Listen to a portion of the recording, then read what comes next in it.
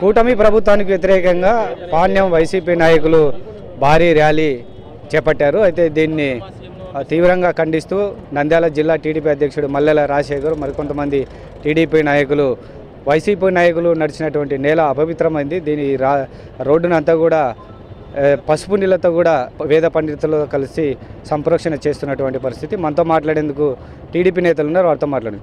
చెప్పండి సార్, ఈ కార్యక్రమం చేపట్టడానికి ప్రధాన కారణం ఏంటి?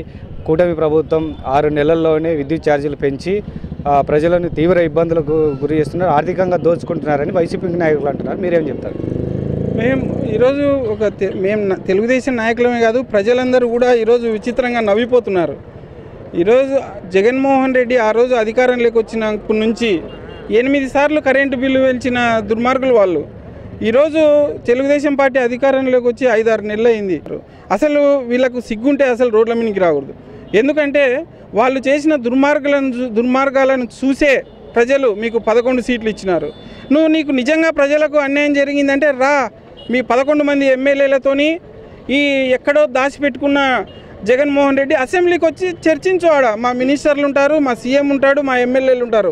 మీరు అక్కడ ప్రస్తావించకుండా దొంగల మాదిరి భయపడి పారిపోయి ఈరోజు ప్రజలను తప్పుదోవ పట్టియాలంటే ప్రజల అమాయకులు కాదు, మీరు చేసినటువన్నీ గుర్తుంచుకున్నారు. ఈరోజు సార్ సీఎం అయితేనే ఇచ్చిన మాట ప్రకారము అది ల్యాండ్ యాక్ట్ను రద్దు చేసి ఈరోజు మీ దుర్మార్గమైన చర్యకు ఆ రోజే చెమరగీతం వాడినారు. ఇప్పుడు ఈరోజు వాళ్ళు ఇదే దారిలో వెళ్ళి కరెంట్ ఆఫీస్లో పోయి ధరలు పెంచినారని చెప్తే ఈ దయాలు ఈ దారిలో పోయినాయి. ఈ రాష్ట్రానికి పట్టిన దరిద్రం మొన్ననే వదిలిపోయింది. మళ్ళీ ఈ దరిద్రం రాకూడదని వేద పండితులతోని పసుపు నీళ్లు చల్లి ఈ దారులను సంప్రోక్షణ చేసి రాష్ట్రాన్ని బాగుండాలని చెప్పి కోరుకుంటాను.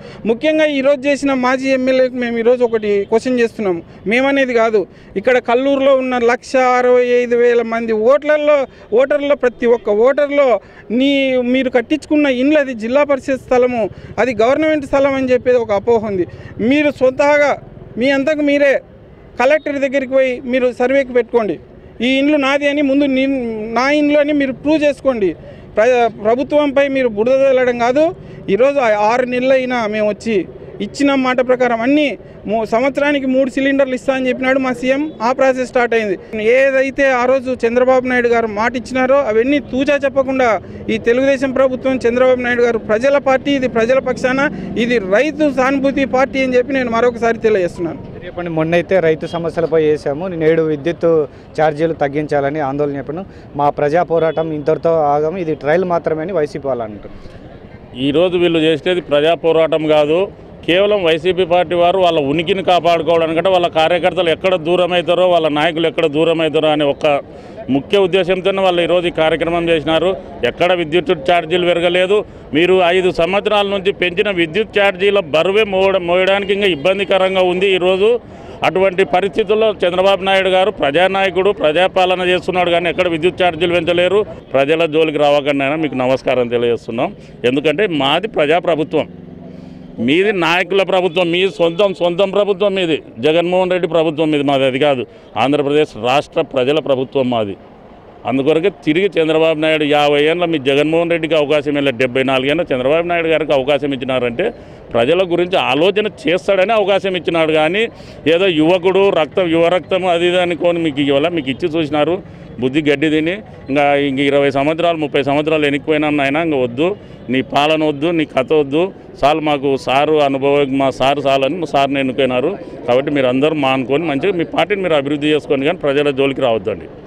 సో మొత్తం మీద సార్వత్రిక ఎన్నికల్లో ఘోరంగా ఓడిపోయినటువంటి వైసీపీ నాయకులు ఉనికి చాటుకునేందుకే ఆందోళన కార్యక్రమాలు చేస్తున్నారు. వైసీపీ నాయకులు కూటమి ప్రభుత్వానికి వ్యతిరేకంగా ఎన్ని నిరసన కార్యక్రమాలు చేపట్టినా ప్రజలు నమ్మే పరిస్థితుల్లో లేరని టీడీపీ నేతలు మల్లెల రాజశేఖర్, పెరుగు పురుషోత్తమ్ రెడ్డి చెప్తున్నటువంటి పరిస్థితి. Camera person సురేంద్రబాబుతో Sunkanna, ABN Andhra Jyothi, Kurnool.